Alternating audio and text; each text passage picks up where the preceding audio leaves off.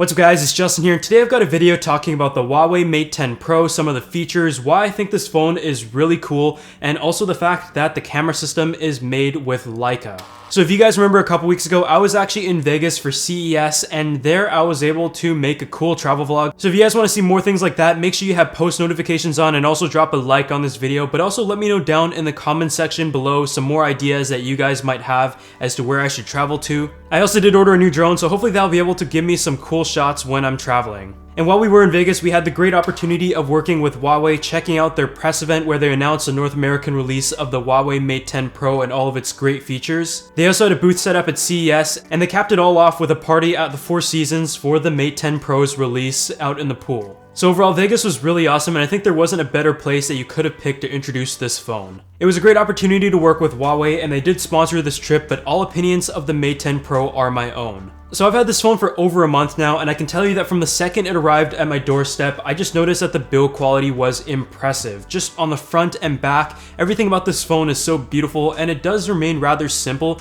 but the subtle design touches make a big difference. There's also a horizontal top stripe that I think is a nice touch, but I will say as a result of great build quality with the aluminum and glass, this phone is very slippery, so you might want to get a D-brand skin for it, which is available in a ton of different colors, and I'll leave a link to that down below as well. The phone itself is also so thin, but it actually has a 4000 milliamp hour battery inside, but more about that later. And I just think in design, I don't really have any complaints whatsoever. The chin is small, it still has dual front-facing speakers, the bezels are extremely thin, and I also really like how it has an 18:9 display. The bezels are also very thin, which is kind of the expectation of smartphones nowadays being a flagship in 2018. On the back, you're also going to see your dual camera setup, which has a small raise to it, as well as a fingerprint sensor, which is nicely indented, making it very easy to figure out where it is, especially when you just pick up your phone.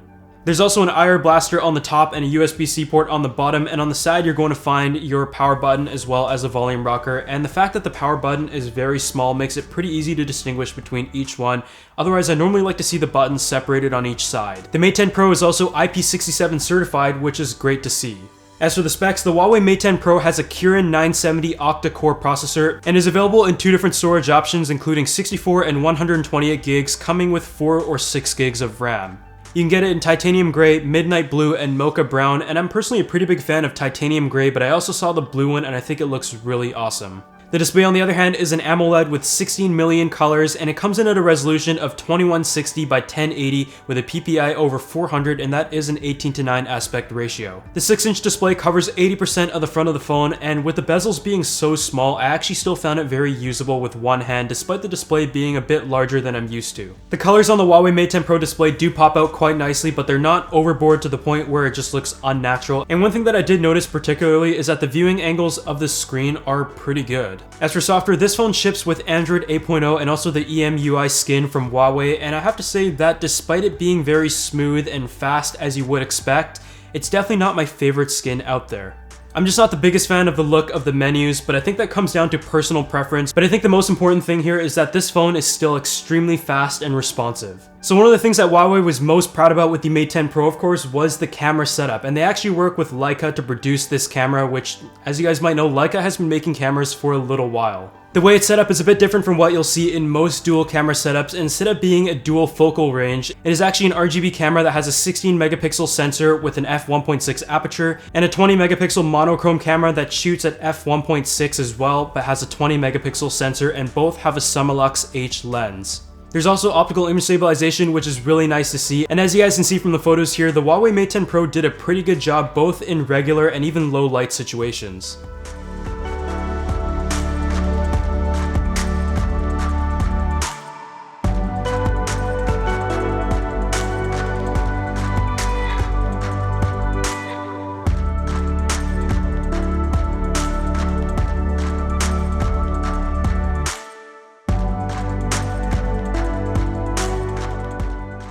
The camera app on the Mate 10 Pro also gives you quite a bit of flexibility when it comes to manual settings. As for video, this camera can shoot in 4K, so here's a quick test of that as well.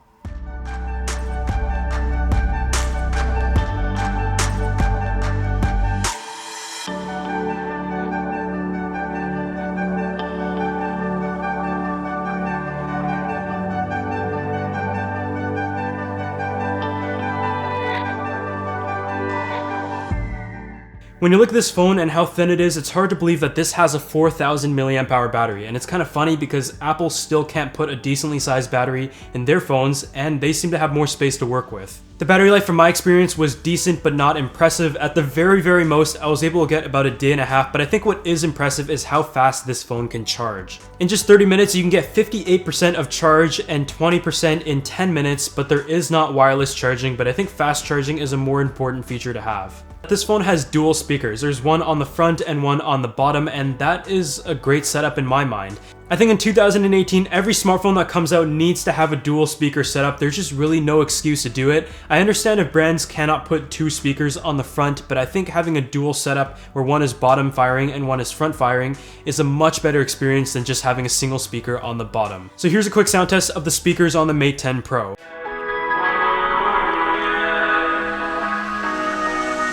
I'd rather be a lover than a fighter. 'Cause all my life I've been fighting. Never felt a feeling of comfort. So that just about wraps it up for my thoughts of the Huawei Mate 10 Pro, and like I mentioned, Huawei did not tell me to say anything whatsoever. They wanted me to test the phone and give you guys my thoughts. And I have to say, the things that I like about it is the display. I think the design is also very good. I don't really have many complaints about that aside from it being very slippery, but this phone did also come with a case, so that is nice to see. It's also nice to see dual speakers, a decently sized battery, and of course, not to forget the camera. It overall performed very well. It wasn't the best on the market, but it was a very solid camera, and I think the monochrome function is something that is cool to use. Otherwise, thanks so much for watching this video, and leave a comment down below as to what you think of the Mate 10 Pro, and drop a like on this video. Make sure you subscribe to the channel, and I'll see you guys in the next one.